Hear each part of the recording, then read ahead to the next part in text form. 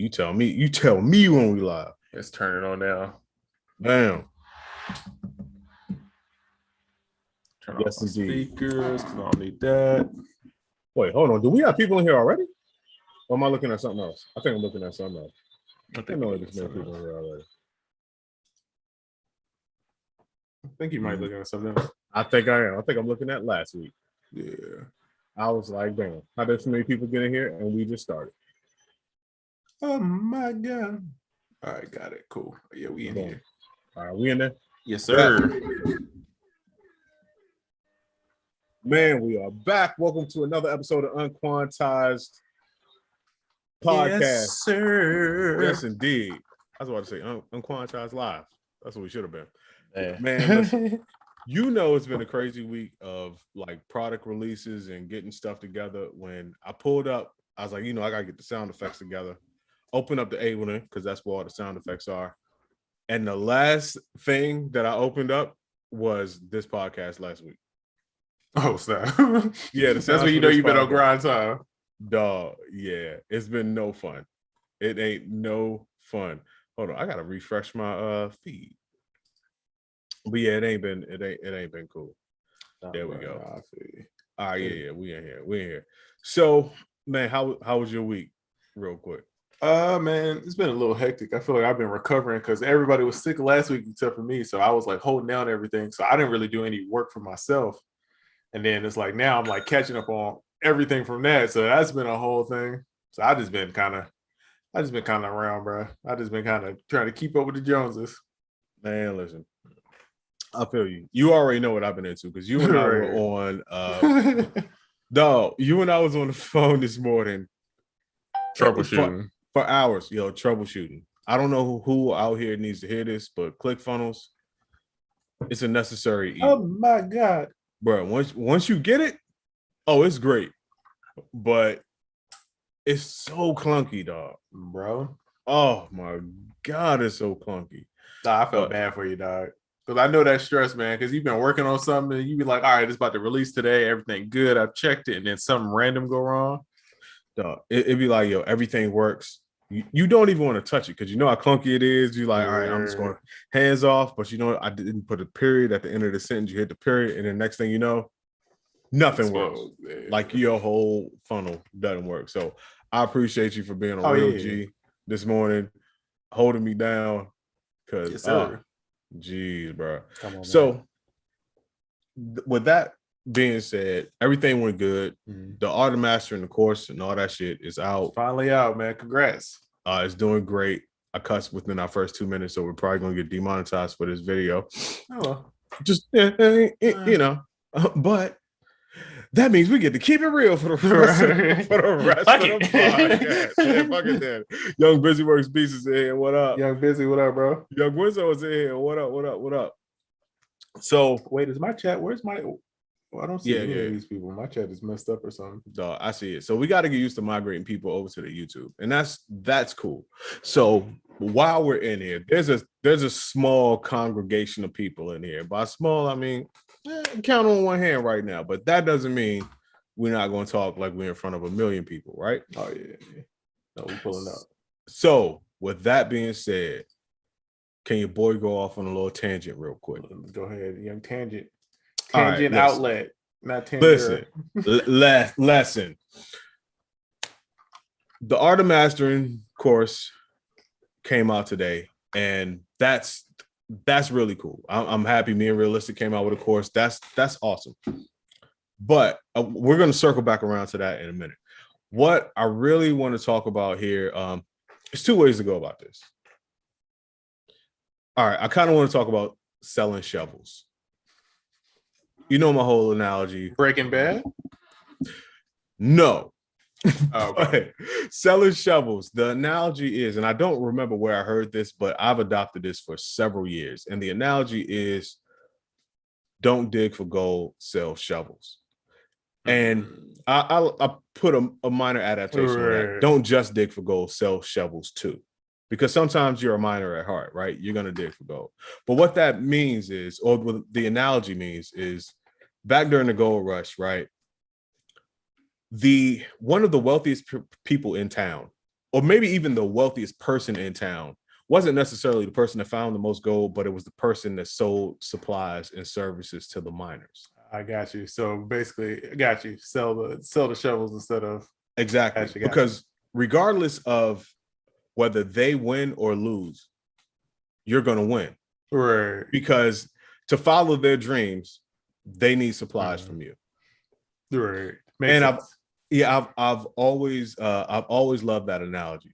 And even Prentice, shout out to Prentice, he put out a video, posted a video the other day of somebody saying the same thing. And we talk about it on this show. Like, producers are constantly asking how I can make different streams of revenue or more income. Right. And we always say, look at what it takes to make a song. Look at what it takes to put on a concert.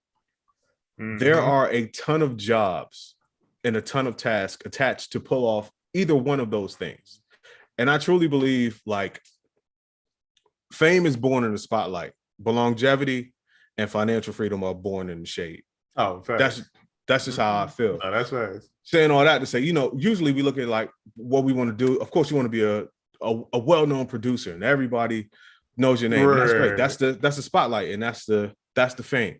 It's cool. But financial freedom is in those other jobs, and that longevity is in those other jobs that surround that spotlight. And even artists and people that you look at that are in the spotlight, a lot of their success is born in the shade. Like if you look at Nas with the investments, and all that type of stuff. You know what I mean? Like, so even a lot of these people that you're like, oh, they make money from music, they make money from other surrounding businesses as well. And even when they step out of the spotlight, they'll continue to make money off of that. Exactly. And the reason why I'm bringing that up is because, of course, we came out with the Art of Mastering course. Right. Mastering, as Busy, shout out to Busy Works Beats in here. As Busy Works said, mastering is like it's such a mystified thing, right? And I thought that was great. He said that last week, and I thought that was great. But I was also thinking, like, to pull off a successful song, if you want your songs to sound great, if you want to sound great, if you want to upload your stuff on Spotify or just any other type of media, one thing that every producer that's doing it right needs is mixing and mastering, right? So I feel like that's an opportunity for producers to sell shovels. You understand what I'm saying? So it takes 20 minutes roughly, once you get good, 20 minutes roughly to master a song. Most people get songs mastered in batches. You can get up to $50, $75. It's a range, but let's just say the average is maybe $50 to master a song. So essentially you can make $100, $150, $200 an hour to do something that's 20 minutes a pop. That's great. So in my mind, right, mastering is really an untapped revenue source for producers. And I think that's really dope. So that's how we circle back around to the Art of Mastering. We came out with it today, and we got it at an introductory price for the first 200 people. And that introductory price would just so happen to be the average of what you could make in your first hour of starting a mastering business. Oh, that's fire. So, it's all about the narrative, and it's not like a sell you a dream type of thing. Cause this is something that, the site, I've been running this on my site for a long time. Shout out to Realistic. He's the engineer for the site. Also the one who teaches the course. And we've run a successful mixing and mastering business on the site for a long time. So anybody that's listening, just want to let you know, like, that's a great untapped resource. We try to keep it low. Of course, the business has to operate, but we want you to get your opportunity to be able to get it into. And you're going to have some cynics and some skeptics out there, but you're also going to have some people that are like, you know what? That just might be something. What's dope for me is that, one, I feel like people don't understand that led to a lot of, I don't want to say unknown placements, but like placements I feel like you guys didn't expect. Like, you guys were in 2K for mixing and stuff and for mastering. Like, you guys were in such like random stuff for mixing and mastering just because people go using the service, and then you end up being there. So I think for a producer too, like, to end up on like interesting projects, give yourself more of a chance, as dope too, because it just opens people up to getting different stuff. And then I feel like if they're looking for mastering, even say, for example, if they were selling mastering on the side, if they hitting you about that, then it's an easy transition to hit them about beats, about other services. So that's why I think it's so genius. It's like, oh, that's a great, you know what I mean? Like the time that it takes you to do something, and for the return, that's a great exchange. Because that's why I stopped graphic designing, bro. Because the time it would take for me to make a logo was so intense for the money I was getting back. I didn't like it, right? It wasn't that it was bad, it just wasn't great. And I probably could have got more, but again, I was new designing and stuff. That wasn't my thing. You know what I mean? So that's why I never got too far, because the time. But with the mastering, I feel like I know how realistic teach. You know what I mean? Like I feel like you're gonna grasp it, and it's gonna put it in a good time ratio to where it's like what you put in it and then what you get out of it is gonna be a great reward. That's a fact. Appreciate it, bro. But that's to me that's just a logical thing. It's a good narrative to put on something that was very mystified. But think about it. I mean, you get these techniques regardless, even if you don't want to start a business, you're going to sound better. Right. It's like a win-win. Exactly. You're going to sound better, and you could also make money off of it, because if you want to do it and do it right, your songs are going to be mixed and mastered. Right. Exactly. And that's just what it is. So, man, shout out to everybody that followed up and everybody that purchased. And good luck to a lot of people. Hit me like, yo, I'm going to try this out. You know, I'm going to use it for myself, but of course I'm going to try to start a service. And that's pretty dope, man. I think that's really dope. Like I said, watch out for skeptics and cynics out there. Like, oh, man, are you going to try to master records? Yeah, for sure. Why not? Yo, don't let anybody talk you out of bread. Because here's the thing. It's like we invest in all these plugins, all these mastering tools, all this stuff. It's like, yo, why not make money from it? That's how I'm looking at it. If I'm paying for something, I'm looking at like, yo, how is this going to work for me? Is this going to make me money? And if I'm buying all these wave plugins, I'm buying all these fab filters and all that. That costs money. Yeah, you might as well make money from it. Like I said, we're not here. This podcast has been going on for so long, and anybody that's been a fan of the podcast, we're not here to like sell you a dream. You know what I mean? It's no dreams being sold here. This is not like, yo, you want to drive a Lambo? You're just sitting on the couch right now. Right. This is like, hey, bro, if you want to make some extra bucks on the side, this is a cool little hustle. You know what I mean? Get your bread up, and you're going to learn a skill that's going to help your music anyway. So it's like, that's a fact. Because in between placements, or until you start selling beats and start getting placements, you want income. And a lot of times you want income at least somehow tied into what you love to do. And that's music. And you just never know. You just never know where it could take you. That was sound design for me. I wanted the same thing, be a producer in the limelight and all that stuff. Never thought about sound design until somebody else woke me up to it. Started doing that, changed my life. Exactly. So yeah. But who else we got in the building? We got Yo Buddy. DJ Wiseman. Yo Buddy, what up, bro? Yeah, and shout out to DJ Wiseman. I know he copped that course this morning. I appreciate it. Let's see. Fergie Love says had to cop the master and loved the last two courses. Appreciate you. Hold on, how come I can't see none of this now? See, when you was like calling out busy, I couldn't see him. Man, hold on. Let me. It was a little weird. Yeah.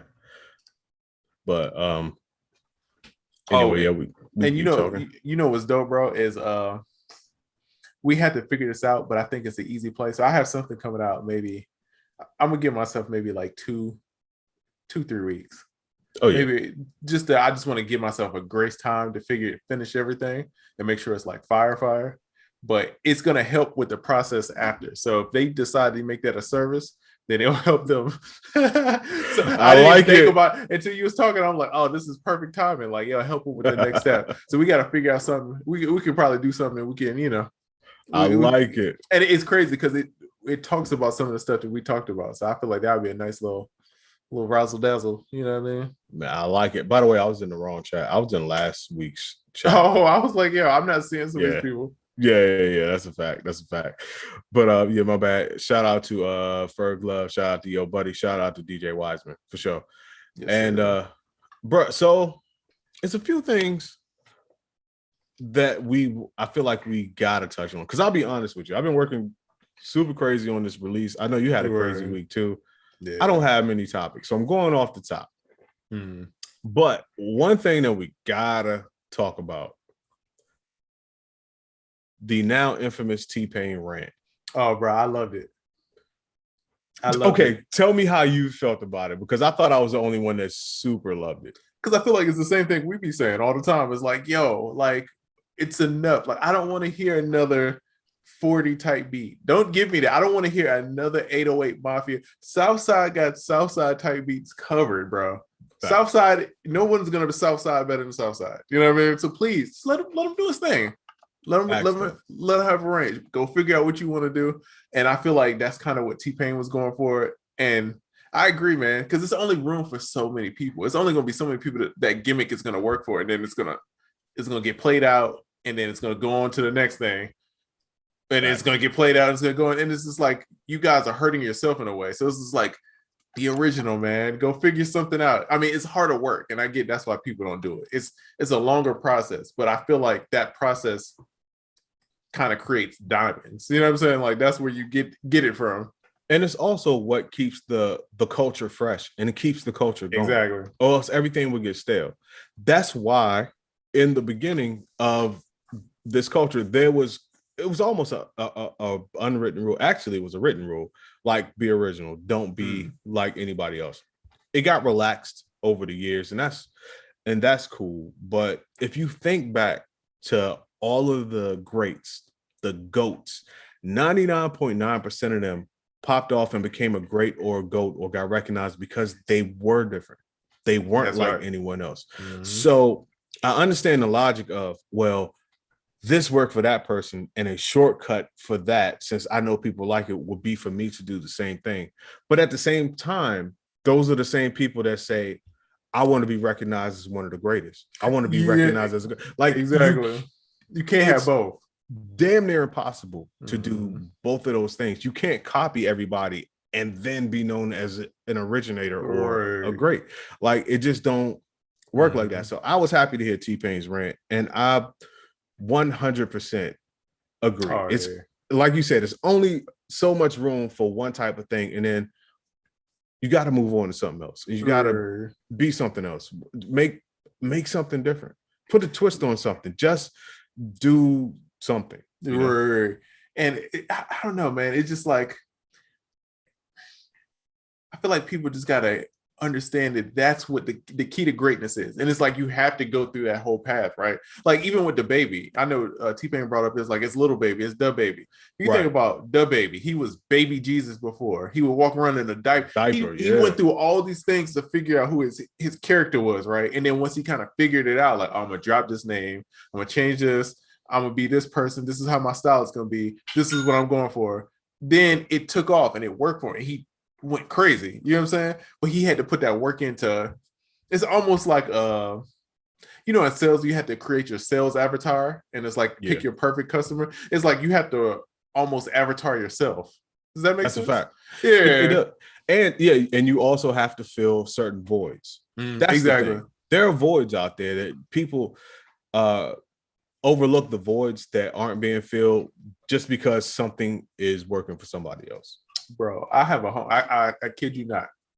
I'm not making this up. It sounds wild trying to explain this to people. I have a homie. I probably told you about him, Oracle. Mm-hmm. He's a rapping pimp. He's probably about 60 years old, right? He drives a PT Cruiser. Like, I mean, when I say got a perm, like whole life, bro. Like he's on that pimp life. Music not the greatest, all right? Not something I would listen to, you know what I mean? But respect to him. Dog, he makes a crazy killing, dog.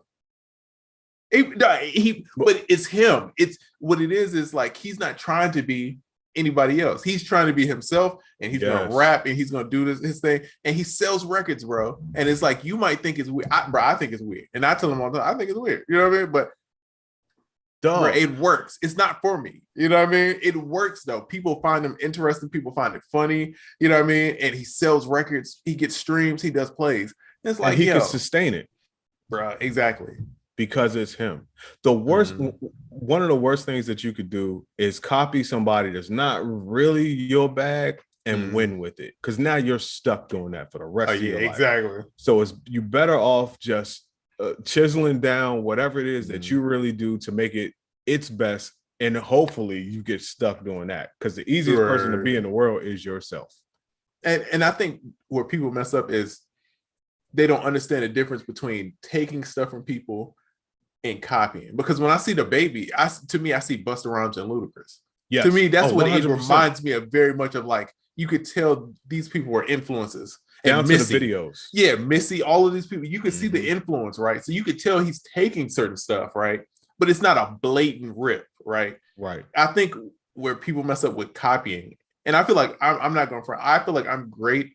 I don't want to say this and sound like I'm some like master, like I could rip people off, but I'm great at interpolation, right? Like if I wanted to flip a sample, I feel like I'm good at like taking it and replaying it and then making it feel like a different, you know what I mean? Like, I agree. You are. And I think the key of it is that I'm not taking too much. The key is a balance of how much you can take from it. You only can copy so much, and then it's like, all right, bro, you really ripping it off.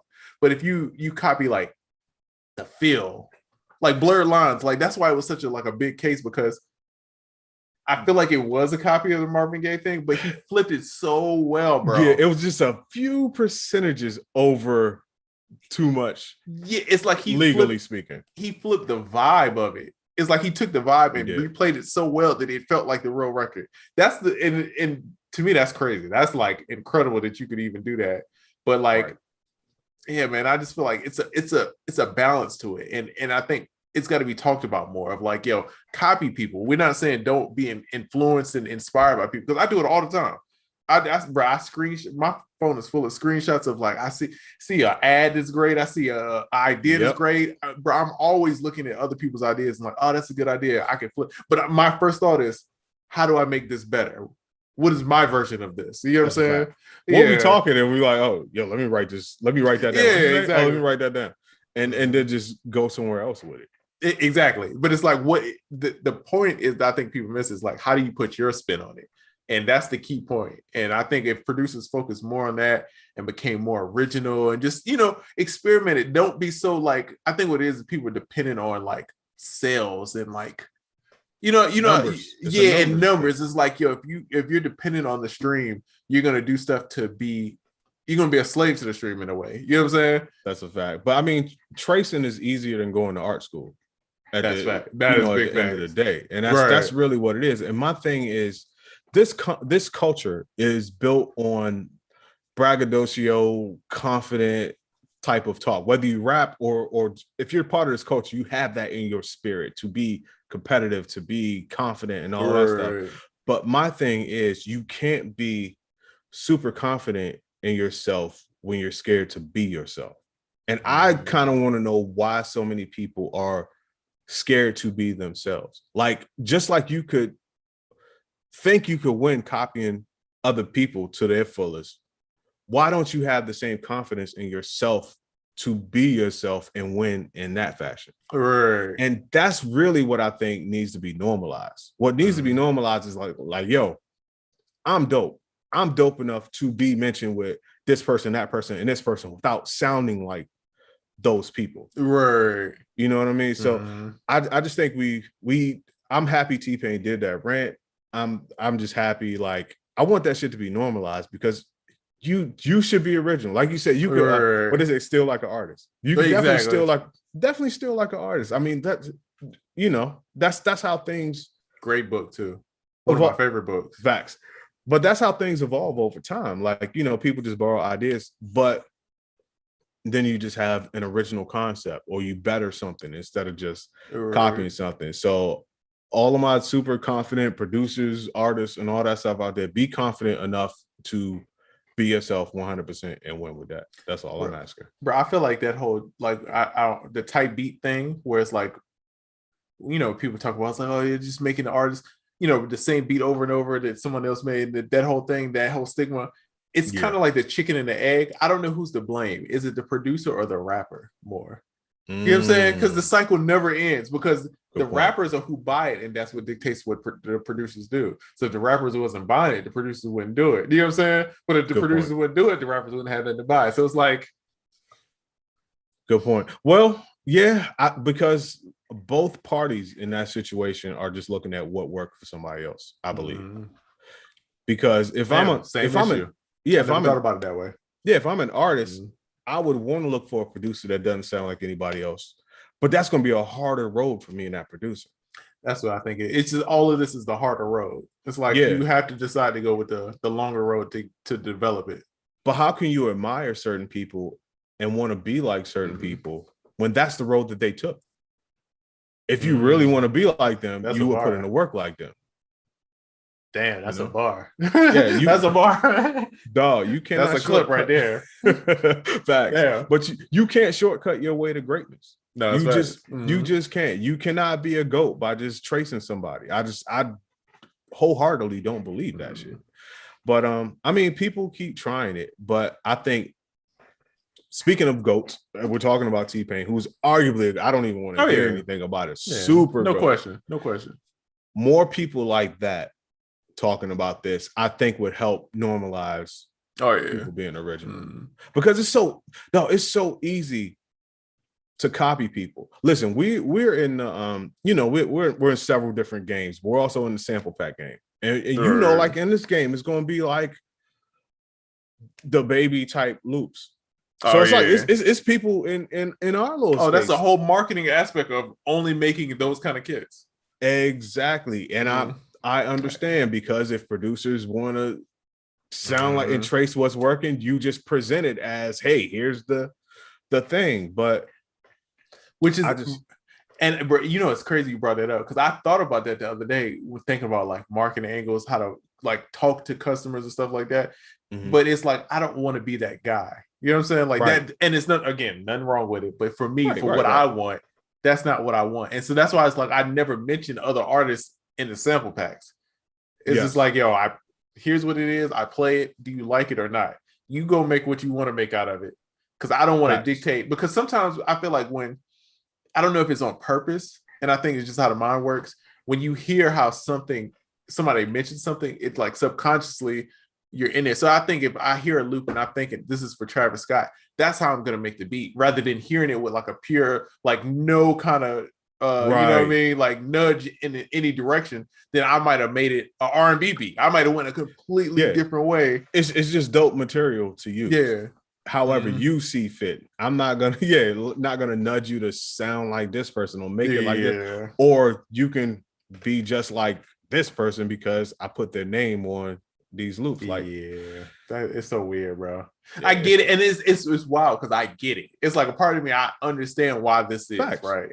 And being in marketing, like you understand the marketing. For sure. I get it, but it's just like, as the art part of me, the artsy guy. And I feel like that's a big part of me. Is I'm like the very art snob, like, you know what I mean? Like true to production kind of guy. Yeah. That part is like, come on, bro. Like y'all gotta do better, man.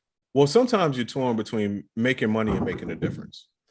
Yeah, you know what I mean? Because think about how easy it would be if we just threw some shit out and said it's the such and such type loop, whatever's. Because you know we sell pretty good, right? But if you put some hype sauce on that, like it's gonna sell through the roof. But we like, you want to make a difference, so you want to do what's right. Yeah. Some people just it's all about the bread, and I can't knock you. I mean, you got families to feed and goals and aspirations, and I get it. But just depending on who you are, you might be torn between making some money and making a difference. Now, I choose to make a difference. Now, let me ask you this: is that would that be okay? Say, for example, for us, right? Would that be, say, if we did a sample pack? I'm just making something up. Say we did the Little Baby sample pack, right? It's dropping, right? Is that our equivalent of like how rappers drop like a strip club record or a street record? It's just like, yo, I'm putting the feelers out there. I'm seeing what works, and then if it pops off, I'm gonna push it. Is it because I'm thinking, is it the issue that, because I understand why that works, right? And it's like, is that something that you just don't do at all, or do you just cut back? Do you have discipline to do it? You know what I'm saying? I think I don't know if the issue is me like having issue with people doing it all together, or is like how frequent and that being the only thing. Do you think it would be acceptable if someone did it like, here's one option, then later I'm gonna do this one, then later I'm gonna do this one? I think it boils down, at least personally, it's not wanting to be in bad company. Because that is the low-hanging fruit of, I'm just gonna, okay, that is the starter kit for, we're keeping it with like the loop business and the sample pack business. That is the starter kit for, I just want to make some money making sample packs, and I know it's a little bit of money in it. So the person that doesn't really care, to me, that's always their go-to. Right. And I don't want to be in bad company. I feel like I've accomplished too much and been associated with too many great people to go for that low-hanging fruit and just look like I'm in that used car salesman type of company. And it's not me being a snob or being bougie. It's just me protecting my brand and also being aware of who I am.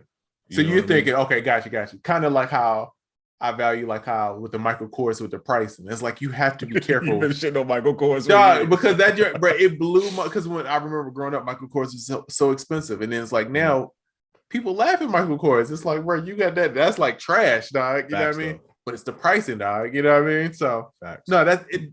Valid point. That's why I was like asking. It's like, is it a balance? Is it an all or nothing? You know what I mean? Like, I think what it comes down to is integrity. Gotcha. And what are you going for? Yeah, I feel like I have too much integrity to be like, let me just do that.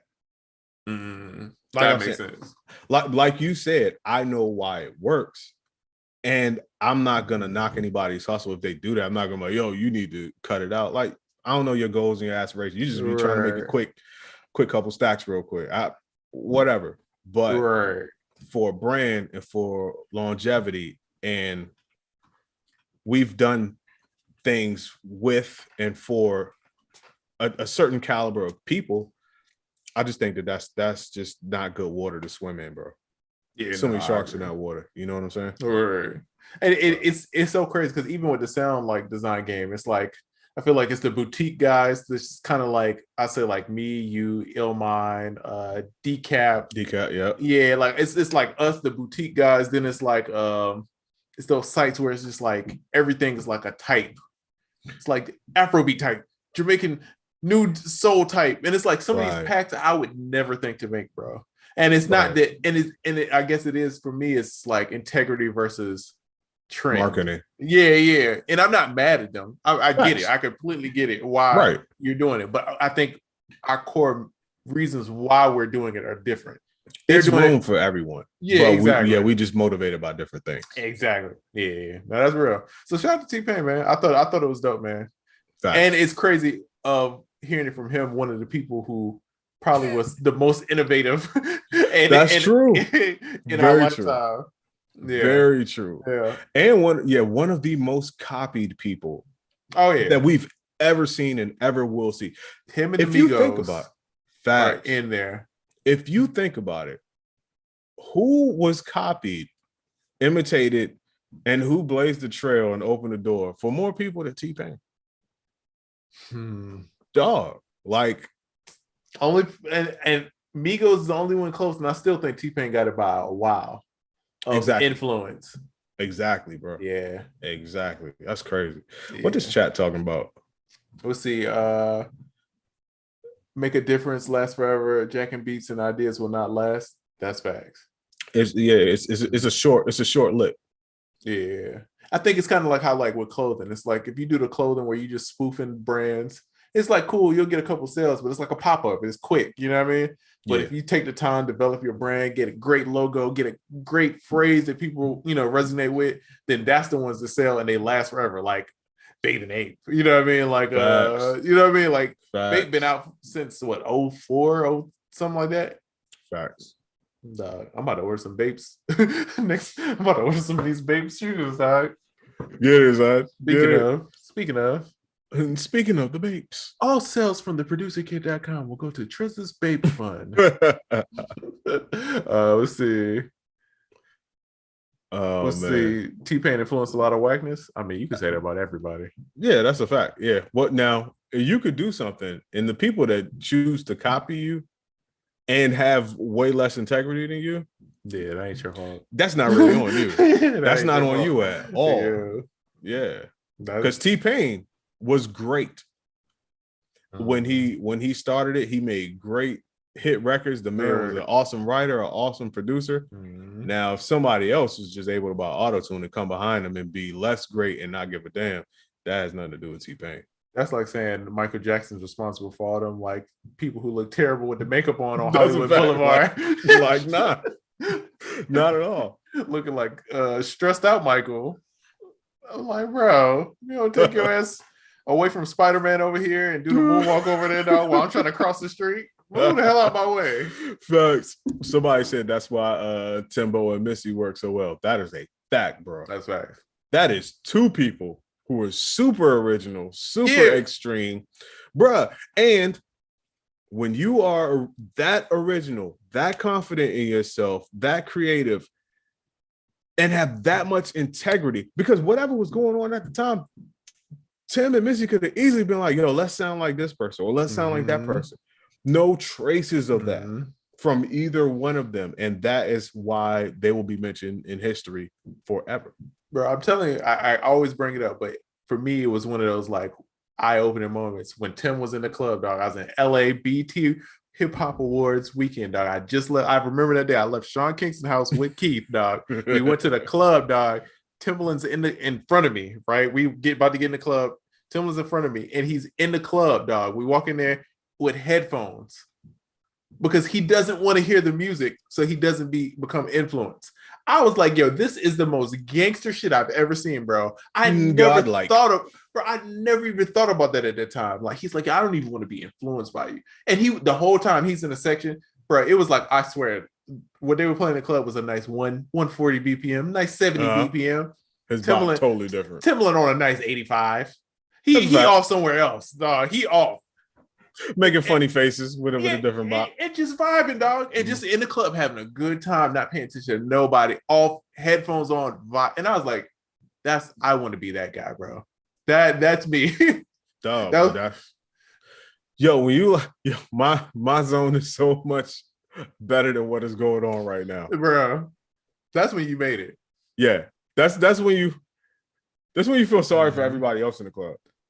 Too bad you can't hear this. This is crazy. That is a sign of, I feel like, success is when you're in the club and you don't really care. Because I at Opera nightclub, I met Childish Gambino. It's on my Instagram too. And he was sitting in the club, Indian style, my nigga, in the middle of the club. In the middle of the club, like a little sofa, and he was in there Indian style, surrounded by women, just chilling. And I'm like, bro, what is going on? Why are you sitting here Indian style? Whoa. Indian style in the club. Surrounded by women, though. Because vibing. You go somewhere and sit Indian style, see how many women be around you. Dog, that's crazy. Of course, somebody's stupid. Oh man, yeah, it's all good. Yeah, that don't bother me. But listen, so the thing is, oh wait. Speaking of childish and stupid, the baby. You see him teaching youngins a lesson.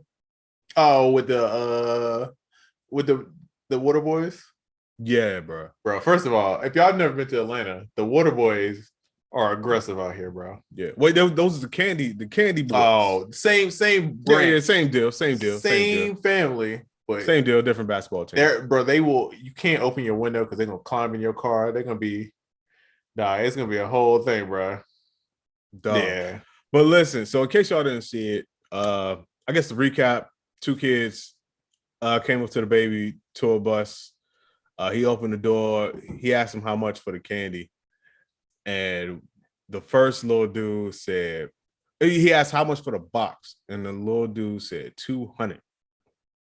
So the baby was like, well, how much are they a bag or whatever? He's like, $2 a bag. And he's like, well, I'm looking at this box. It ain't $200 worth of candy in there. How many bags in it? So it came out like 34 bags. So $2 a joint, that's $68. So basically, the end of the story is he basically bought a bag of candy off each one of them for $2 a piece. So gave them $4 and pieced out because they tried to finesse him for $200 a box. I believe that was a great lesson. Talk to those kids. I heard different shit going back and forth across the internet about, it's about whatever. I do know this though. If either one of them was my son, you get smacked in the head. You get smacked in the back of the head when I see that video. That was such as a business person, that was such a stupid play. Facts. That's the person, dog. That is the equivalent of when people be like, "Oh, I'm gonna send you a loop," and then you get a placement, and then they want all this percentage of it, and it did not deserve it. That's the exact same thing, bro. It's the same, bruh. It's like, yo, bro, like, bro, play it smart, play the long road. Because I guarantee you, if they would have been like, look, and this is something that comes with being older, but if they would have been like, hey, look, normally we sell these candy things for $2. We have this many, right? And normally it would be this price. But if I'm for you, I'm gonna cut you a deal. If you buy all of them, I'm gonna give it to you for $20. Bro, I guarantee he would have gave them $500 or whatever it was. That's a fact. Because they're not trying to give him the best deal, and they don't think like customer first. They thinking, I'm gonna take first. Let me get it. Yeah, let me see what I can get. And I'm not gonna say it's not indicative of a generation as much as it is of just maybe being that age and also not being around people doing proper or honest business. Because if you think about it, two things are wrong there. Number one, they weren't even prepared for the question. How much money, how much worth of candy do you even have? They didn't know how many were in the box. They didn't take time. Look, let me count you up, and then I'll get you. They weren't even ready for that. They just all they know is it's $2 a bag, because maybe they're only around people that only buy a bag at a time. And I totally exactly. But you got to know how much inventory you got on hand. You got to know how much money. That's money in that box. It looks like candy, but it's money. How much money are you holding? You can turn this into real money at the end of the day. So that's lesson number one. Lesson number two. The first dude was greedy. The second dude, shout out to whoever just bought that. The second dude was kind of go along. Because it's always one like leader of the grass cutting kids, of the candy selling kids, the water kids. It's always the alpha water guy. The alpha water guy. Wait, hold on. Come on, Aaron. Thank you. I was about to say so. I was about to do a National Geographic voice, but I feel like that's hella problematic, so I'm just not gonna do that. But that is hilarious about the Atlanta Water Boys. The second dude should have been like, okay, that $200 thing did not work too good for him. Let me go the opposite direction. Yeah, like no. He tripping. I got you, bro. What we gonna do is this. Yeah. If anything, when in doubt, let me count you up. What do you think it's worth to you? Anything other than what your man did, because you saw that did not work. So you're a follower. So if that was my son, slap to the back of the head for you. The first one slapped to the back of the head for being greedy. But I mean, well, I heard something. I wanted to say they learned a great lesson that day, but I did hear somebody say something. I think it was Charlamagne, who was like, I don't know if they might have learned the lesson, because the way shit go now, they could be like, yo, look how many views we got. Oh, the clout. On Shade Room. That's very true. I'm like, some people don't read the negative or the positive. They just read people talking about me. Attention. Yeah. I didn't even think about that. I never even thought about it like that either. I just hope they learned the lesson, man. But like, you can't be out here just finessing people just because you think they got it. I can't wait till my daughter got to sell some Girl Scout cookies. You know how ugly it's about to be for these little girls. The marketing. Come on, Susan, man. Get the hell up out of here, bro. Bro, I'm about to have the packages, bro, the bundle. Bro, it's going down, bro. You don't deserve this corner. Let me show you how to do it. Bro, top cookie salesman this side of the Mississippi, dog. You know what I mean? It's going down. Holla at me. I'm good for a couple boxes. But I think a part of it is being young, because all of this stuff now is me like hindsight of running a business and being around. Yeah. And I got my homie, he's always telling the water, he'll stop and be like, yo, y'all need to put on a polo, y'all need to put like a logo on y'all joint, y'all need to do it that way, because if you're pitching, people will take you more serious, right? And to tie back to production, I think that's why a lot of producers fail too, because a lot of producers don't have logos, they ain't got no brand. Like we're talking about the elevator pitch and like a mission statement. They just out here like those are the ones sending you the links. Yeah, it's like, I make beats. I'm the hardest out. Sign me. And it's like, bro, you have no idea what's going on. We both got a person that's been sending us links to beats and samples forever. Oh, he's the same dude. Yeah, I know. Yeah. I ain't opened out one of them joints ever. I've never clicked that link ever. Facts though. I respect the hustle though. Ooh, unless he got the thing I was just telling you about. Well, he ain't using it right if you do though. Oh, okay. Yeah, because you're not supposed to feel annoying with the joint. Yeah, that's true. But yeah, you kind of listen.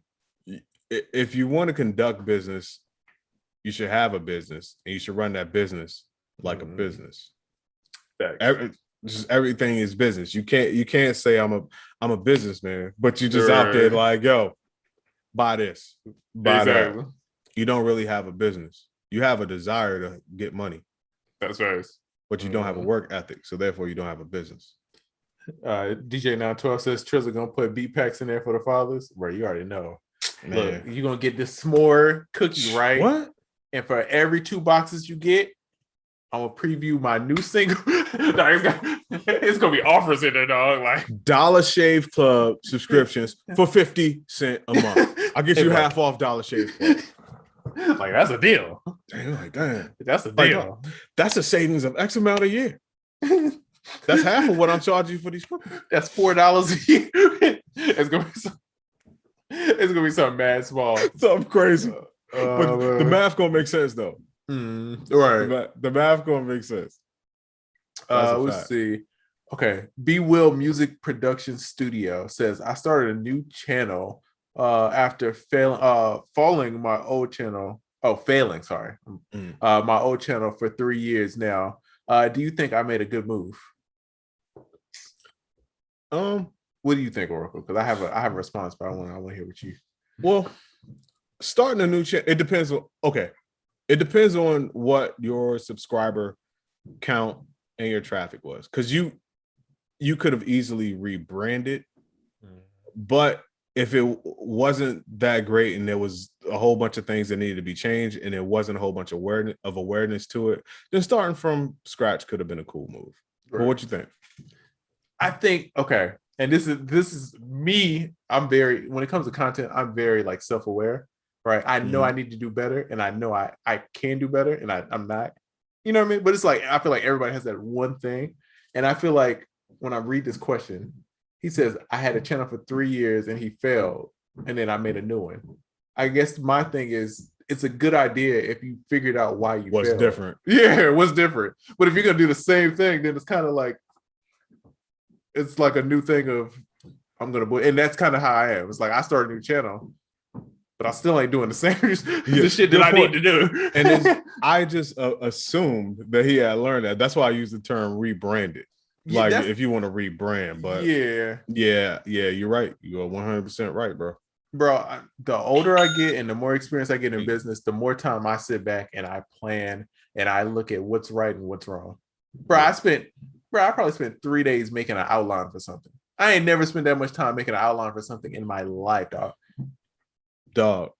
Any program that you get nowadays that's business related, it's going to have one specific tab or area in it called analytics, and it's a reason why every program has an analytics tab. Because analyzing and analytics are the lifeblood of business. It lets you know what you're doing right, what you're doing wrong. So you're 100% right in being so analytical about everything that you're doing. Yeah. So I just think, man, whatever you were going wrong with before, just make sure you're aware and like you got a plan. I mean, you ain't got to have it all the way figured out, but you know, have some action steps to go forward and then do those, and then it'll lead you to the next steps. Facts. Busy works to be said. And that's a savings of, that's a fact. And what's success to you? Ooh, that's a good question. Because I feel like it always changes. You know what? Yeah, what's success to you today is not what success was to you a few years ago, and it's not going to be what success is to you 10, 20 years from now. Right. Yeah, you got to be self-aware. I think you even mentioned the term self-aware a little while ago. You got to be self-aware, and you got to know that you're going to change. Now, to me, the keen business person, being around for a little bit and observing people that have gone further than them or maybe older than them, you could kind of predict certain things in the future, and you could align your success with kind of like what that's going to be in the future. You know what I'm saying? Because right now, if I'm 18, I might just want to make a couple dollars. But if I'm looking around and I'm really studying business and I'm really admiring people, my idea of what successful is going to be a little bit different. That makes sense. I.e. those candy guys. They're not studying people that are really successful. They just studying people with other kids in their hood. Okay, so he says my beats up and mix better because of your chorus, so I decided to rebrand it and get a new channel.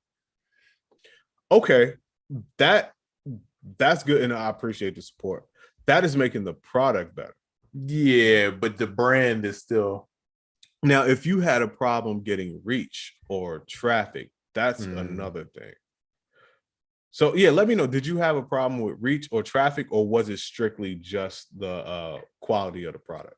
Because like I had an issue with my and sometimes bro, I'll be watching Busy and I'll type from my wrong YouTube account all the time. It's like a bad habit I have.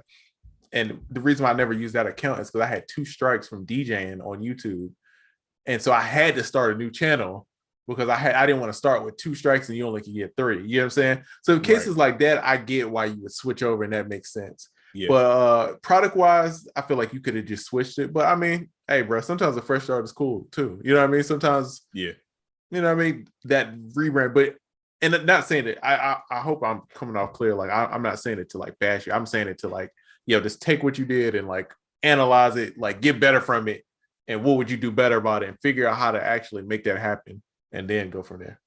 True. And that's good to point out. Yeah, definitely not bashing, just offering feedback because you're smarter or fuck it, I'll choose that term. You're smarter than a lot of people by making a change in general, or just realizing that a change needs to happen in general, because a lot of people do things wrong forever. Oh yeah, just blame the business or blame the consumer or just blame the market or blame anything other than what they are doing. So you having some type of self-realization, like I need to make a change. Step 1 at least complete, man. So much success to you for sure. Bro, that's so wild how being self-aware is like a skill set. You would never think that would be. But why? Okay, so why aren't people more self-aware? I don't know, bro. Is it a fear of having to do something? Some people are just lazy, and like if I take an assessment of what the hell is happening here, I'm like, damn, I got like 20 damn things to change. That's a lot of things. I could just keep doing things wrong, but I don't understand it. I don't know. Yeah, because have you ever been around somebody and it's like they can't sing, but you can't tell them they can't sing? Oh man, that is the prime example. I know this lady that I grew up with, and she went to American Idol, and it was like one of them issues of like she was a church girl, so they always encourage her to sing. She sung horrible, bro. Horrible. Damn, they said things like "bless your heart" and "take your time." Yeah, and so bro, she went all the way American Idol, bro, and they laughed at her at the thing, bro.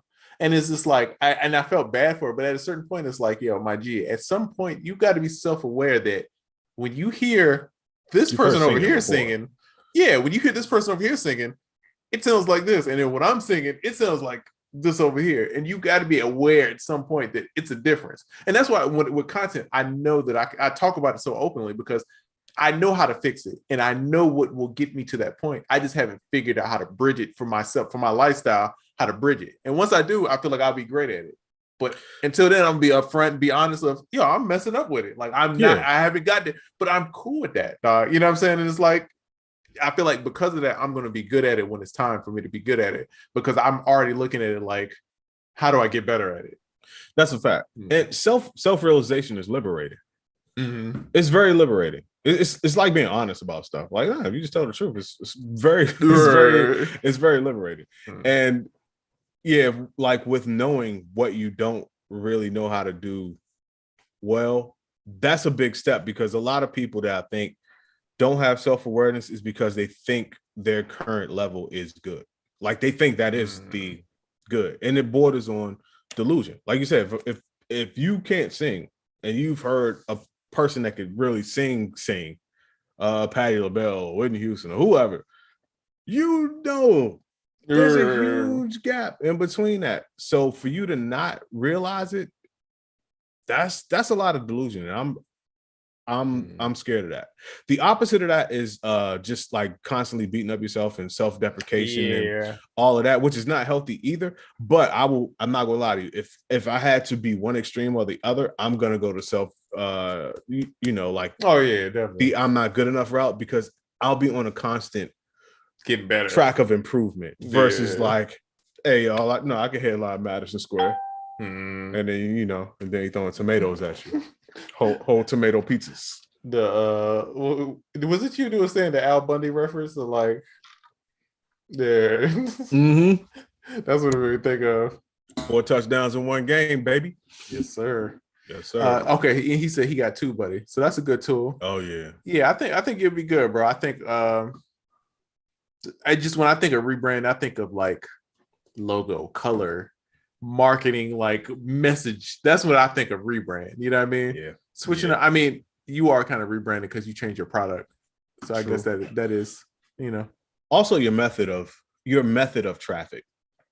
Right. The more I think traffic is important. And figuring out how to get more traffic is very important, because you can make changes to a million things, but if only 7 people over a year see your change, you're not going to be able to really gauge the effectiveness of your change. Right. You know what I'm saying? So as much as you're changing things that you do, you should try to change the frequency of traffic and get as much traffic as you can. Because if 1,000 people a day hit your site, you could change one thing overnight and you'll know. Tell the difference in 24 hours. You'll know quick. Which has happened. We go through that. So all the time. That's Facebook ads, bro. 100%, man. Change one thing can change your whole life. Damn you, Facebook. Bastards. Listen, man. on my list of companies I'm mad at this week, Facebook, ClickFunnels. And just ClickFunnels. I'm gonna leave. Sierra Pro Tools didn't do anything wrong. But Facebook and ClickFunnels, I might circle back around to that later if anybody's open to hear it. But hold on. I think I did have. I got a couple of joints. Oh, first of all, shout out to the podcast squad, man. Some of the own podcast members, man, out here. Oh man, growing up, man. Let me get this air. Dog, come on, man. We need extra air horns. So okay. I gotta sit up when I say this. So my bro Diego, man. Shout out to Diego, dog. I mean, I want to say it's 8. I'm pretty sure it's 8. 8 songs dropped today. 8 placement today, right? The top one, Space Jam. Come on, bro. Imagine putting Space Jam in your discography. That is crazy. Then he had a future KSI, and is it Lil Durk or is it? I don't know. It's a future KSI and somebody else. Oh, 21 Savage record. Then he got a KSI and a KSI and Lil Durk record. That's what it is, bro. Yeah, and then some other ones that I don't forgot. No, think about the scope of that. 8 placements in a day, regardless. Amazing. They could be 8 placements on Home and Garden TV. That's still a lot of placements on a daily. Then for one of them to be Space Jam, bro, what's arguably going to be the biggest movie of the year. Oh yeah, Slim. Like that's the one. Based off that alone, he could change his name to Space Jam. And that's right. I am Space Jam. And shout out to my bro, the producer kid employee. You know what I mean? My bro, the podcast producer. You know what I mean? Yes, sir. Well, he used to be, but still fan, bro. You know what I mean? Young Chambers, bro, co-produced 3 of them joints. He's on the Space Jam joint.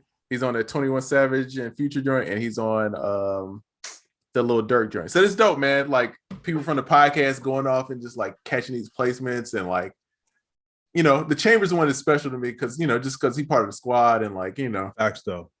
I knew this stuff was happening. I knew all of this was happening. It's just seeing it and him being so young and being able to like see him like, oh snap, like all right, he still got that youthfulness. Like me and Diego was talking about it. Like you could see him get excited about like being around in the studio, and it's like, oh man, I miss them days, dog. That's that joy right there. Like, and so it's cool seeing all that, man. So I'm happy for my dog, man. Yes, sir. Yes, sir, man. We gotta highlight people when they do some good out here. Shout out to the squad. Shout out to Young Chambers. Shout out to Diego Space Jam app. Oh yeah, that's his new name. Man, facts though. Hold on. Because I feel like something else big happened this week. Dipset versus the Locks. How you feeling? All right, hold on. Let me go put my AV on, son. Let me go put my AV on. Let me go put on some Timbs. You got your Pyrex jacket? Man, let me holler at the streets. Come on. No, man. Honestly, this is a versus I'm excited about. I feel like you got to be maybe, I don't know what age you got to be or over to really be excited about this, but I'm in that group. Oh, I'm there. I'm there. Dog. 100%. I was over. Shout out to Rich. You know that's my neighbor. That's one of my best homies. I was over there yesterday. Dog, we planning this shit like women planning a wedding. Not even gonna lie to you. All right, look, it's on a Tuesday. Who come? Sean coming? What Tommy coming? All right, what about such and such coming? What we drinking? What we do? Who gonna win? What's the score? Dog. Bro. Oh yeah. We spent the better part of yesterday talking about that. I'm super excited. I ordered some new bandanas, bro. You know what I mean? Like it's time, bro. You know what I mean? I got a 6X tall tee from the Soldier Boy joint. So I already just carrying that one over. You know what I mean? I was already prepared with the 6X tall tee from there. So just wash it, bring it over here. You know what I mean? And then I'm gonna get an Averax jacket. I need to hit up Plato's Closet, Salvation Army, or something. See if I can, find one. You know what I mean? Let me tell you something. I'm gonna have on a two-tone do-rag with the fitted over top. But the fitted, you're gonna see the whole do-rag because the fitted is just gonna sit right on the top of my head like that. There you go. Dog, it's gonna be crazy. I'm gonna break out a old classic Joe Namath throwback jersey. Only to have you gotta have the white and green blicky. Yeah, I was about to call the shirt under it the wife beater, but that is such a bro. I never thought about it until after someone was like, that is a problematic name of like how wild that name is for a shirt. It is, but it's said with such carelessness, like no one even pays attention to it. There are a few other words like that, but I'm not gonna say them here. No, it's a TikTok. I saw it yesterday. That's what made me think about it. And the dude was like, he's at the store. He's like, yeah, can I get a wife beater? And the dude was like, word. All right, cool. I got you. Put that bitch at our beater. Yo, I would die. And please, the UnQuantized podcast does not support any kind of. It was such one of those like, it was so random that it caught me off guard. No, I'm dying. Yeah. Okay, so in the chat, we got a chat going. Locks versus Dipset. Who y'all got? Who you got, man? Who you got, man? I think you know who I got, but I'm interested in knowing who you got. I think I do. I'm gonna wait till this chat get kind of lit up. And in the midst of that, I want to give a shout out as we wait for people to put in who they got. I need to shout out Ski Beats.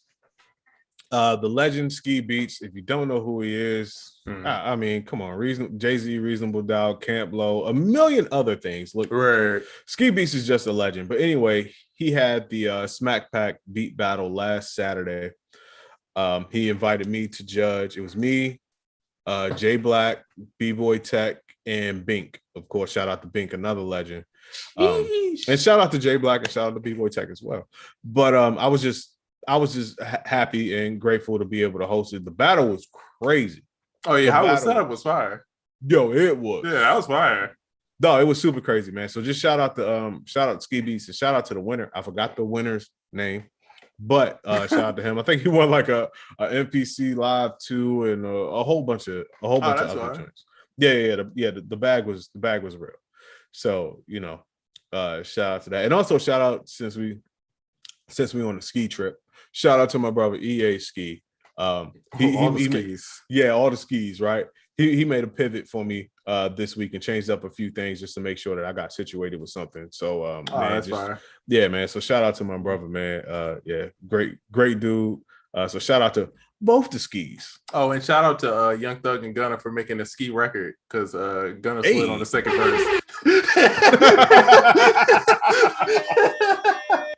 So the thing I can think of. That's the only ski I do. No, I like it. I like it.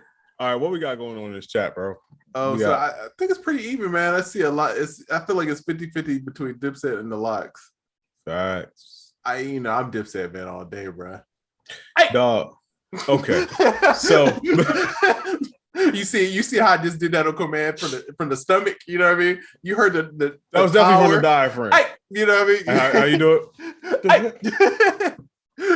Scared the hell out of me, bro. That's a lot of practice, man. With the bandana, you gotta have the bandana sitting right there. That's a lot of practice, man. Listen, I am a super duper Locks fan, super Jadakiss fan. I've even had the pleasure of doing a record for Jadakiss. However, with that being said, I just think in terms of bigger songs, Dipset got this. Yeah. And I'm biased, bro. My first placements, bro. Oh shit. My first placements, dog. Come on, man. Wait. Wait, okay. So your first placement was Very one of your first. first placements. Yeah, very first was, now it's not as a big deal, but in high school, was SAS Dipset Eurogang. First beat I ever sold. Me and just B-Man, no DJ. We sold this beat. I had to be 14, 15. So you got to think, we got Joel Santana rapping on the beat. I'm in high school, bro. Like, I'm going crazy, bro. You can't tell me nothing, bro. And then through that, we did a bunch of like random Dipset affiliates beats from that one joint. So that was, bro, first beat I ever sold, ever on like a mixtape. I still have the mixtape somewhere. It's over here. I got it on my wall. Then they autographed it, and I got it over here. So you just reminded me, and salute to you, just B-Man, no DJ. Salute to you. I'm like, I did a record for Kiss. Prior to that, though, I did a record for Cameron. Which one was it? White Girl. Oh, that's right. White Girl, where I famously sampled, wait for it, R. Kelly. Ooh. Yes. Whoa, problematic. In case you want to check it out, go to YouTube, Google Cameron, White Girl. That's an R. Kelly sample. Everyone thought it was Marvin Gaye. No, I sampled R. Kelly. So yeah, I did have a Cameron placement before the Jadakiss placement. So even more reason we both going with Dipset, man. And that's crazy that we both got Dipset placement like early in the game. I think the Dipset placement was before my Wayne placement. That might have been That was my second real placement, I think. That got me in the game, bro. The Dipset placement is the placement. When we start doing that, that's when that was early, like how captured in bio, where you'd be like, yo, I produce for such and such. It's like back then you'd be like, yo, well, I work with Dipset, right? MySpace on. I need to go find my MySpace, because back then when I was in high school, my jam was like Dipset, Skyzoo, Baby Bash, and somebody else, right? It was such like randomness. It was such the time of who was popping. I mean, some of them were still Chameleonaire. Yeah, placement. I mean, some of those guys are still doing their thing. I think Skyzoo still do his thing. Oh yeah, definitely. He just dropped a crazy project. And Realistic and AJ mixed that joint. Oh, fire, bro! I gotta find the name of the song I did. It's so long ago, I can't even remember what it was. And this is like high school, you know what I mean? Yeah. Yeah. Okay. Let's see. How did that happen, Triza? Which one? The placement? Which one? Because that was all probably the Dipset placement. Yeah. How did I get that placement? Oh, you know what it was in high school, bro. At that time, I don't want to say I was more of the manager. I was making beats, but I was more of the business guy, and my brother was more of the producer, right? I would produce, but he was the better one, right? And I think what I would do is I would help him make the beat and then help him try to sell them too at the same time. So it's like we were like a team, but it was like, you know, we had our strong points, whatever. And I feel like I had hit somebody and sent it to him on some random. Oh, Hell Rel, that's what it was. I sent it to Hell Rel, and that's how it came about, bro. And them was some sound click beats, bro. Them was some sound click top of the charts, bro.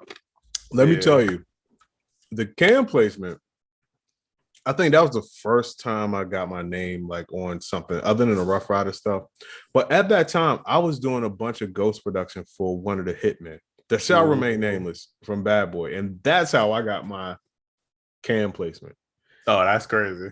Yeah. So I did a lot of joints around that time, but I think that was the first time I was like, nah, I need my name on this one because I love so much. But yeah, I can't wait though. I'm excited. Time. This is the verses I'm excited for. Yes. Yeah, I'm drinking Scissor, the liquor. The liquor, not the real one. I'm about to be on the stoop, you know what I mean, with some Timberlands on. So you know. Facts. Yo, by the way, not for nothing, for anybody that cares, me and Rich are doing several categories of the best hip-hop songs ever. We're doing this college bracket style. It's gonna take a long time, but for anybody that wants to join on the journey, fire. Just like DM. Dog, we're doing best cypher song, best one-on-one, best three-man joint, most perfect hip-hop song, best concept song, and best story. Ooh. Those are the categories. So most categories are going to have 32 or 16 to start with. And we're just going to do a college bracket style. I might even do some of this live, like on Instagram as we're going through it. But we're going to break it down to the best of the best. Ooh. Just it's going to take a while. It's going to be fun too. I got a bracket for you. Oh, I feel like we should do the ultimate versus producer battle bracket. oh. Like Sweet 16 style of just random name generator, like put the order in, producer versus producer. Everybody chimes in. We do polls. We figure out who goes on to the next round. Love it. Hey, I'm with it. Like, this is going to be the year for that. So I'm with it. I'm with it. Yeah, for sure. He said, well, I feel like the name was Stevie J. Do you know Stevie J? No, I don't. Oh yeah, it wasn't Stevie J. But if I tell you who it is, then it's gonna lead to some problems. Stevie J is cold, bro. Yo, one of the coldest. Dog, that nigga is crazy, dog. Okay. So really, real quick, hold on. People sleep on sleep. I think the antics and like the show and stuff, I think people know him as the personality. Those are people that know him from that show. Now, if you know about I don't even know that Stevie J. Like, I don't pay attention to, I know nothing about the on TV, really, Stevie J. Now, the production Stevie J, bro. Let's go. But all right, hold on. Let's read some of these comments. Some of these comments real quick, because I got a whole thing I was about to get into, but let's see. That old boy song from Dipset was fire. Used to be played all the time. Oh, of course. Best story. I have 2 already, but I'm gonna need some people to weigh in. I'm gonna need some people to weigh in on this joint. Let's see. Top diss song. We have that category too. I forgot to mention that. Thank you. We definitely got that one. We was over there working on the bracket yesterday. That's why I was over there. Working with Nashville. Hey guys, Stevie J is crazy. Okay. Who's the most slept on Hitman? I don't know how many people know the Hitman, but there's one of them. Ooh, I got an answer. Ooh. And it's not me. No, who you got? My sleeper answer was Ryan Leslie. Ooh, come on now. You're going too deep now. I'm in the You're history going crates too now. deep now. Come on, man. Come on. Wait a minute. No. Come on, man. No, ain't that Brandy's brother? Wait a minute. No, I think definitely Stevie J he's up there. They're all dope. I ain't even front. They all were cold. No, all of them was crazy. Yeah. The one that doesn't get the most enough mention to me is Ron. Ron Lawrence is his whole name, but he went by Amen Rock. You know, bro, his sister is my lawyer. My lawyer that's her brother. I did not know that. Yeah, bro. Yeah, that's Atira's brother. No. So my other lawyer. Got you. That's her brother. I had no clue. Yeah, he is one of my favorite hitmen and the most slept on. The second one would be incredible. Nasheem Myrick. But yo, bruh.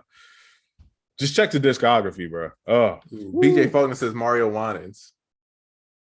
Was he the most celeb? Not really. He was kind of like a bad boy. He's kind of like a bad boy puff. Yeah, he was like a Jason though. He's cold too, bro. Oh, 100%. Bro, he was one of the most noted though. Mm-hmm. Like he would be like featured on the song and in the video and did the production. And did the beat. Yeah, he's the least slept on hitman if he counts. Yeah. The least slept on. Stevie J would be the second. Yeah. Mario is cool. I remember golly, that's a long time. I met him at Patchwork. I had a session with him. This is years ago, bro. And this was around the time where he had sampled the same dude for that Trey Songz, that Wish I Never Did It song. And he was flipping all them like Asian kind of samples. Yeah, and, bro, he was going stupid, bro. And to think of the family he came from. Oh yeah, all of them crazy. Facts. Yeah, all of them crazy. Facts though. Facts. Oh man. All right. Cool. Let me do a damn time check. We went rapping. All right, we good. We got a little bit of time. I don't know if anybody in the chat is a DJ, but Triller, the home of Versus, is searching for their first resident DJ. $1 million salary. Comes with $1 million salary. Now, Yes, sir. I'm not about to take my ass in an audition, but hey, I want to do it. You don't want to do it? I don't know. I don't know if I'm transitioning out of DJing. I don't want to say I am because I don't want to speak to. But I think the whole quarantine pandemic thing played a big part of it. But I haven't been focused really on that. To be honest, I hadn't turned on my turntables for like mad long until recently. Damn, son. But I think a lot of it's the pandemic too. Yeah, 100%. By the way, DJ 912, you're absolutely right. I checked the discography years ago, didn't even know. Oh, he's cold, bro. Some of my favorite joints. My favorite joints. Not even gonna lie to you, bro. Not even gonna lie to you. It always be the ones, man, where you don't even know, and then you be like, bro, you look at this guy, you be like, bro, he really, bro, I'm still tripping off Focus doing that 112 record. And all the great records he did, I knew those. But when I found out he did that, you know how like you hear a producer, they do a record that you don't expect from them, you like, and it'd be their early joints. Yeah. Too. Early. You know who else is like that? And after knowing the full discography, is actually one of my favorite producers of all time. Six Figure Digger. Oh yeah, Six Figures. You're gonna hear a lot of his beats during that battle. Yeah. Oh, I can't wait. On the Dipset side, you gonna I can't wait. Dog, he produced some of my favorite hip hop records ever, dog. Like Losing Weight, Cam and Prodigy joint, 357. Many Man. Dog, he did some of my favorite joints. Oh yeah, he's cold. Yeah. Didn't know he live out here too. You know, I remember we you wasn't there. We judged the beat battle together, and that's the first time I met him. Yeah. I think my homeboy dates his daughter, I believe, or somebody related to him because my homeboy be over there all the time. Yeah, and he's fire. He's coming out with an EP too, or something, EP or instrumental album or something. But check out. Oh, that's right. Yeah. That's early on the tag game. Oh, 100%. Early in the tag game, we gotta respect it. Yeah. I can't wait, bro. Six Figure. When is the they got to get this branding thing with the versus thing, bro. I don't know what it is, but it's so hard. It doesn't have that same, like, I used to know when the versus was. People would send them to me like it was like a thing. I don't know when this one is. I just saw it. I was like, oh, that's cool. And then it's like, it's the third.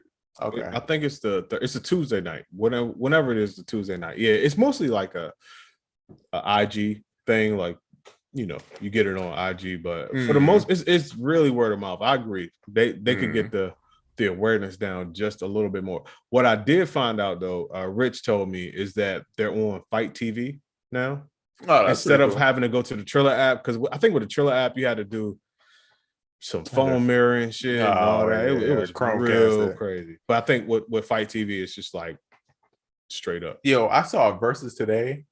And at first I was like, that's weird, but I actually like it the more I think about it. And you gotta have an open mind about it. It's one of those verses when you first hear it, it's gonna throw you off, but then the more you think about it, it makes sense. Is this one that's happening or like a good one that could happen? I think it's one that can actually happen. They could actually pull off. And it's the only way that this would work, I feel like, and they could pull it off.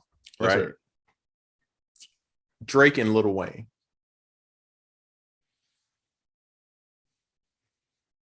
Because you got to think. Because you got to think about it, right? I don't think Wayne is going to do it versus someone else, because he just don't strike me that. And I don't think Drake would do it versus someone else. And I feel like Wayne would be the only person he would do it with, because it's like his bro, and it's like it would be like a celebration. It'd be like Red and Meth. Yeah, it would be one of those kind of joints. And I feel like that would be the only way that you would get one or the other, is that you did them together, and then they would come together for that. I think that's the only way that you could get a Drake versus or a Lil Wayne versus, to me, honestly. I mean, I just don't know who else you would match up with them. And when they said that, I was like, that's fucking weird at first. But then I'm like, actually not mad at that. No, it's pretty good. I'm not mad at that. Yeah. That's pretty good. Who you got in that? Ooh, that's tough. That's tough. I'm not even going to. I had to think about that because I don't want to say nothing and it be, but that's a tough one. Yeah, I feel like any answer is going to be disrespectful. Yeah, that's a tough one. Yeah, I plead the fifth in that. Yeah, that's one of the ones you just like. Well, let's let God decide. I don't know. They both. It's how I feel about the finals now. They both great, man. Like whoever win, bro. You know what I mean? Giannis, Chris Paul. You know they both good. Whoever. Yeah, that would be dope. But I'm definitely down. Locks versus Dipset. I'm there for the whole the whole damn thing. I got a list of songs I want to hear. I want to hear I Really Mean It. I want to hear I want to hear Losing Weight. I want to hear Dipset Anthem, of course. I want to hear dog. So Rich tried to argue me that the Locks couldn't play the Benjamins because not all of them were on it. I'm like, that's bullshit. It was 2/3. No. 2/3. You can play that. That's legal. Yes. That's legal. That's like saying you can't claim a feature on your production credits. Like if you rapped on my beat, I produced for you, dog. If you said a word on my track, I'd claim you on my production credits, and I don't care because you spoke on my track. Therefore, I produce for you, right? So I got Neo on the credits. Right. You did the hook. You count. Yeah, that's it. You count. Also, Benjamin's is in my unwritten category that we don't have of best hip hop beats ever. Oh yeah, Benjamin's is in there. Facts. I don't think nobody would argue with you about that one. Nah, that's a good category too. If they argue with you about the Benjamins, we got to fight them immediately. Yeah, I ain't gonna lie. If Benjamins come on and you don't move, you might as well just hop in the grave because you dead inside. Yeah, that's respectable. That's a fact. DJ Wiseman said we win. No one wins. We win. That's a fact, dog. Everyone wins with that. Yeah, no, that's facts. All right. Let me just check this list. I think I might be out. It was one of them between this course and just everything else going on. I had no topic. Oh, yeah. Struggle rap being normalized. I'm not really gonna go into that. But they was killing Homegirl for that. Who? For the Xxl Freshman Benzino daughter. Oh, Kohler. But yeah. I don't like that because it's like acting. I don't think that's not her thing though. It's like she's a rapper, of course, but she's like a pop rapper. Like that's what she is. I wouldn't expect her to drop a crazy freestyle. You know what I mean? It's like, well, they were beefing about the stuff she was saying in the freestyle. Like actual wordage. My family's depending on me to make it, and it was kind of a struggle rap freestyle, and they just kept killing her for because like your dad is Benzino. Your dad is your family's like caked up. Yeah, this is the reason why you even here in the first place. But to me, number one, I don't know how old she is, but to me, she's young. Oh yeah, she's young. And I'm like, stop killing her. But it's also young kids that are killing her, so I'm kind of out of that. But at the same time, no one is beefing with Pacino because he's not really Scarface. Yeah, like it's acting to a certain degree. I'm like, let her ride. Did you see the other day what Diddy was talking about? He was like struggling and had roaches crawling on his face. He was like, Diddy, look, bro. And people were killing us like, bro, you ain't struggling in a long. You ain't seen a roach in years, bro. It's been a minute. Unless it was brown with weed in the middle. You ain't seen a roach in a long time. I'm sure Diddy got somebody to scan the room before. They got a roach coach. Yeah. This is Tim. That's my roach guy. He checks every room before I walk in. That's a fact. Yeah. I mean, man, let her rock, man. That's what I'm saying. Leave her alone. And I thought she was cool. I respect her as an artist. And I was like, man, I'm even going to follow her. And then I had to unfollow her. Oh yeah. Because I'm like, whoa. It's a very difficult thing. I'm too old for that. I'm trying to think how to explain this and be. She has a very Ariana Grande of she looks too much like a kid for me, so I just rather stay away from it. You know what I mean? I tried to follow and support, and I saw a couple of joints. I was like, can't be doing that. No. I'm cool. But hey, much respect. She makes some jams. She be sliding on some records. And shout out to Chambers. Got a record coming out next week. Come on, man. That's a fact. She popping on here. I do know that. Come to the Producer Kid Records. and also get Ben Trapping 6. Young Chambers on the fact.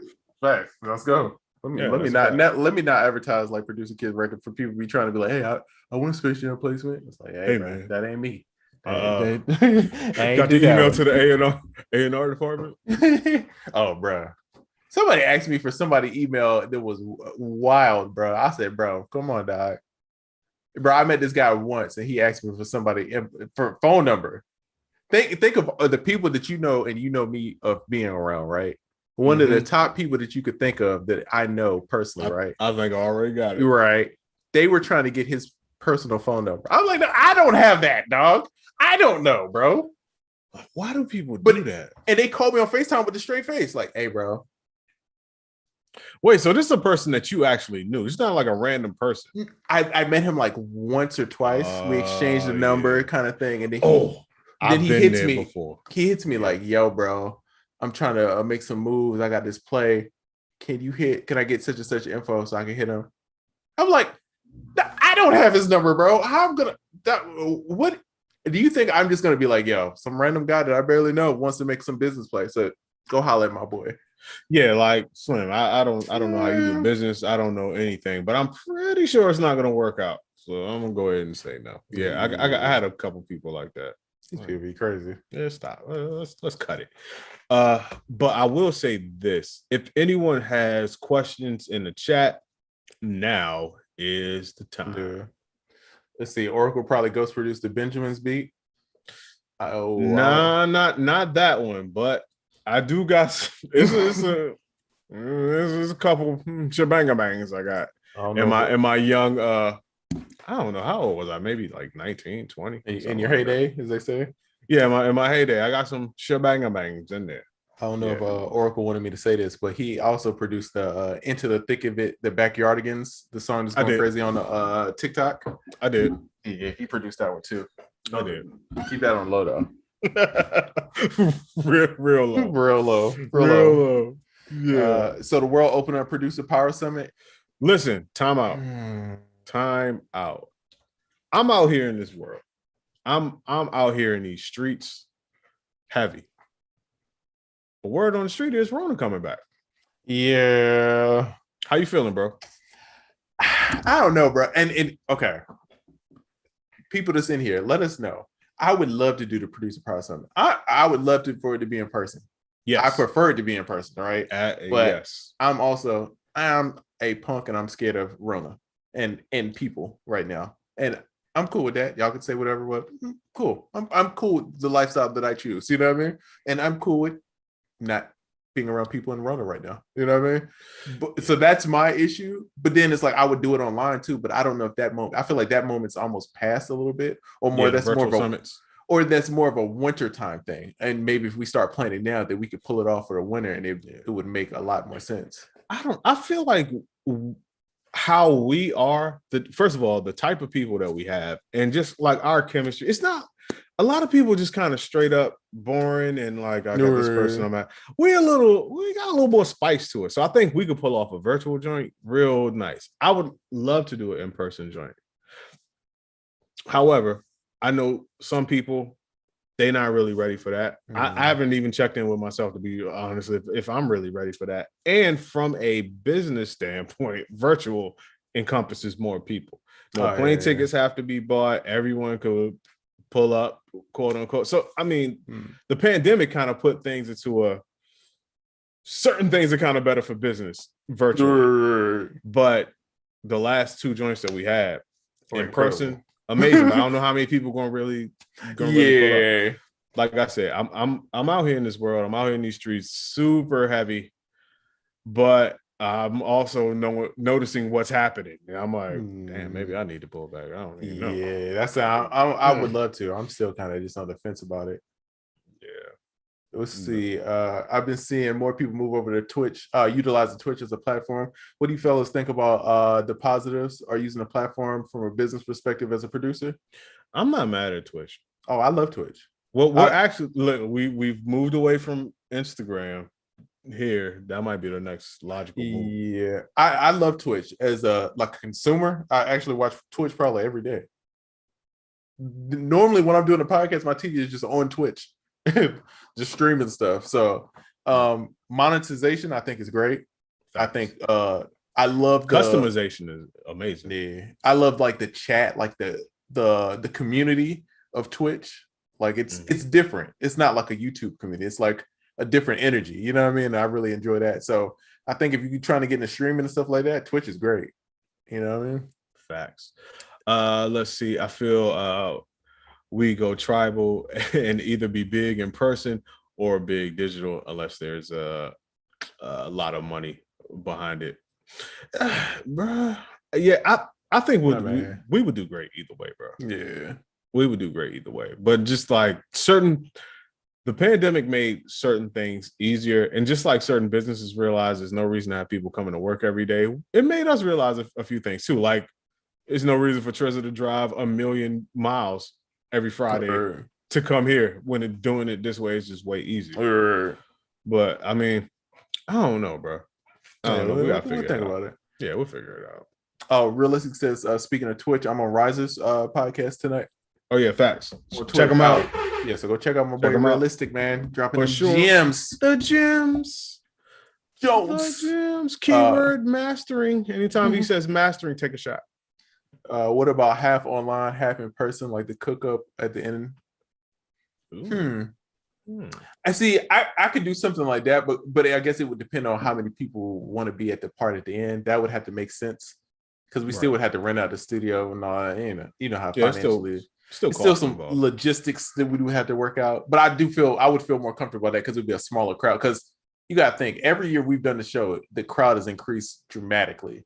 And last year we had had to basically turn people down at a certain point of like, we can't. Some people can't wait to get back outside. We would have to figure that out. But I'm not mad at that. Or maybe doing some more small like group stuff. That could be a vibe. I'm not mad at that. Yeah, we could cap. Well, I was gonna say we can cap it off and then do different days of smaller groups, but at the same time, that's still us around everybody. The same as being around everybody as a group. Same as the second group being around the first group if we was around the first group. So it just depends on how people feel. Yeah. This is a great question. Any regrets on a kick or snare that was on a song that came out? Hell yes. Dog. Hell yes, bro. Oh my God. I can name about 50, bro. Listen, I can't even think of none right now, but I just know for sure. And as I think, I know. I'm gonna remember. I'm sure I'm gonna go through and I'll be like, especially some of the older stuff, bro. Some of them, especially like early, like I got a Jacquees record. I hate it, bro. I got that Baby Bash record. All them early like 2000 stuff, bro. Them snares are terrible. I hate it. Wait, I'm thinking. Wait, hold tight. No. I actually got some snares. I'm like, where's that snare at? No, I got some fire ones too, but I got some ones back in the day. Yeah, it's more early stuff, like super early. Dog, that Lil Wayne dipping kit. I'm looking for that. Oh yeah, I know you. That was kind of fire. Mm-hmm. Yo, by the way, I used samples from sample CDs for that. That was so long ago. This is before sample CD. It wasn't no sample packs. It was just sample CDs. And dog, I'm not even gonna bullshit you. Those were Big Fish. Right. Those were from Big. I never used Big Fish joints ever. I just happen to have, for some reason, a pack from Big Fish. Right. And I used 2 loops in that song, and they were from Big Fish. I was just so ashamed, but it was a placement. Oh, it's that. It was a placement, and it was early trap. The drums were very trappish, and it wasn't really trap music as a genre at the time. That was early. They was super trap. I don't know where I got the drums from, but they was like super trapped out. That and the snare I used on a song called "What's Up," Jadakiss, Ron Fest, and Chameleonaire, because we talked about it earlier. I'm looking for that. That's a random combo, bro. It is and it was Ron Fest's song. That makes it even more random. And Chameleonaire was rapping on it, like a rapper. But I'm looking for that snare too. That snare was kind of good. Jeez. That's like saying, yo, I'm making a superhero movie and it's gonna be Blade, Ant-Man, and the nigga from Rocket Power. You be like, bro, what? What is going on? No, I'm not gonna lie. It's a super random lineup. The sample was like an Indian flute. That sounds crazy. It had vocal samples in it. That sounds wild. It was very me. You can listen to it until I did it, but you can also listen to it until I did it at like 18. Yeah. But then we're supposed to be talking about trash joints. Let me ask you this question, because shout out to Ponzu. He sent this to me the other day, and it made me think of it, right? So it was the whole thing of Trackmaster. Is the snare just kind of like the Trackmaster snare of where like songs that they like use it on? But bro, it was a couple of them that are the hip hop clap. I believe number 4 from Fruity Loops. It's what I call the ugliest snare ever made in existence. It's but they're similar, right? My wife calls it the broken bone snare. Yeah. And I was confused because then I was like, I heard the snare and I was like, wait, that's hip hop clap number 4 on Fruity Loops. You know where it's from originally, right? D'Angelo, right? Chicken grease, yeah. But the beginning of D'Angelo Chicken Grease. But did Fruity Loops just sample that straight up and just like? I'm quite sure. Yeah, I'm sure. They just like give me that and just put it. Fuck around, sampled it from Trackmasters.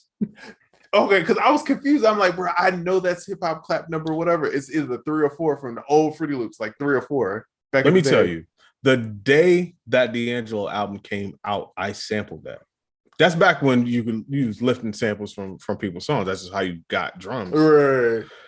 And I remember sampling it, and I used it in a couple of beats, and I was just like, this is the ugliest snare ever. It was kind of cool at the time because it was different. I was like, dog, I'm never using this snare again. And it became like the biggest snare ever. Like maybe that year or next year. Yeah. Because in that video, they play like Stargate songs, those Neo songs with the snare on it. And it doesn't, to me, it doesn't be like, yo, that's a Trackmaster snare. Those songs make me think of hip hop clap number 4 or whatever that damn stuff. Bro, that snare is so disgusting, bro. I remember being a kid in high school clicking that sound like this snare is disgusting, bro. This is a filthy. It's D'Angelo Chicken Grease, and it's like 3 or 4 of them in the beginning of the song. I think that's it's the second or the third one that's like the famous one. Because they hit it. One is just a snare, and they kind of, but that third, I think it's the third one, and that became like the super famous joint. Ponzu says, "Are you sure Chicken Grease didn't use the FL Studio? FL came on 98. I'm 100%. If it would have been anybody else besides D'Angelo, it was live. Yeah, that's what makes me think it would be alive because D'Angelo is known for like you could hear him getting it together, they hitting the snare and they clapping at the same time, and then you could just hear. It's like I said, it's like the third joint, and that became the super popular one that everyone used. We should start a show called Sample Snitches. Let's go. We snitch on. Wait. Hold on. We get to okay. Here's a rebrand. Okay, here we go. Thank you. We get Tekashi 6ix9ine, right? Not better at all. He's gonna tell all worse. That would be a great Instagram segment, though. Like, yo, I know you. That would be funny off him. Okay. Yo, that's from D'Angelo. Stupid. Dummies. He sampled from the third Tuiana on the second bar, dummy. You stupid or you dumb? Hilarious. I just realized my Tekashi accent is terrible. I don't know enough about Tekashi to really copy him. It's like I know who he is, but I don't listen to him. You just went up his social value for saying that. Yeah, that's a fact. But yeah, famous snares and famous drums. That'd be a good little segment. I know a couple. Bro, we need Vice to start it. Vice need to hire us to do those like in-depth production documentaries. You know what I mean? Oh God, come on, man. Dog, yeah. Oh, at least, yeah. We can start with the most famous drum. No, okay. Real quick rundown. Early, most famous drums, hip hop. In Peace the President, of course. Oh yeah, kicks in. Yeah. Hydra, Grover Washington Jr. No, man. Like that was most of the 90s. Look, more to come. Joe Farrell, Upon This Rock, one of my favorite sets. That was the early 90s. Listen, man, some of the most famous snares, and even the most famous Timbo snare. I'm not gonna say where that's from, but like the one that started it all. I know where that's from too. Oh, see, I never knew what I did. Yeah. Yep. Damn. That's a fact. I said, Oracle, I'm going to make sure I got my red solo cup on deck for the next one. Yeah, for sure. Yes, for the next podcast. You got to have it, man. You got to have it. Yes, sir. You got to have it. I walked into Rich's house yesterday with the red solo cup. It was the middle of the day. Wasn't nothing in there but water, but I just had to keep it real. Just, real thing to do. Yeah, mine's is filled with liquor, but this is definitely tequila right here. Yeah. But yeah, yesterday we're keeping it real. Yeah, I was like, son, I had to walk up that hill. It's 92 degrees. It's definitely water in this joint. Yeah, I feel like I'm about to have one of those weekends full of drinking and partaking in festivities of fun. Hey, sounds like a plan. I'm about to go annoy my wife right now. Yo, what's up? What you trying to do? It's launch day too. After a successful launch. Oh, bro. I'm trying to celebrate a little bit. I said after every lunch, I'm gonna buy myself something. I'm gonna start doing that. because I stress myself out with these damn launches and be stressed trying to do all this stuff, and then it's like I never reward myself. I just like burn out, and then I take a little bit off, and then it's like, yeah, I'm gonna start treating myself. I'm gonna get like some shoes, cops. You know what I mean? I've been eyeing some Yeezys. I might just go cop a pair just cause, you know what I mean? Successful day. You know, that's I've been eyeing the SP 2400 from Island Instruments. You see the difference here? I'm over here talking about shoes, or we could go straight to the SP. I've never been cool enough to be in the shoes. That's a cool thing to be into. I was never, I never hit the shoe thing. I was in the cars. I had a little car fetish for a short window, had some nice cars, but I quickly got out of that maybe 10 years ago. I just don't have a lot of things that I'm into, like cool things. So gear, though, is kind of one of them. I'm not too crazy into sneakers. I just want enough to be, you know, in the loop. Hey, man. Cop them. I'm not realistic. On a scale to oh yeah, listen. Yeah, I'm not that. I'm not there. I keep saying one day I'm just gonna be like, all right, I just want to get a bunch of dope shoes, maybe 10 pair, and I'm gonna hit realistic, and probably you too. And I'm gonna be like, yo, just give me a list of like 10 dope joints to get, and I know I'm gonna spend some stacks, and then just have them, just to say I did it. But you know what I am gonna do? That thing that I talked about earlier with you. I think I'm really gonna do that, bro.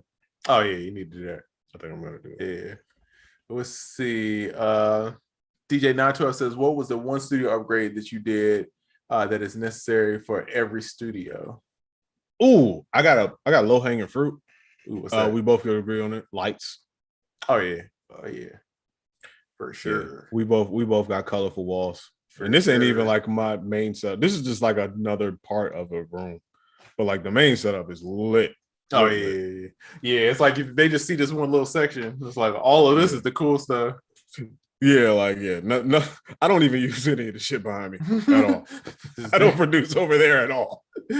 That's just a random table with random stuff on it. My dog said that's the model home.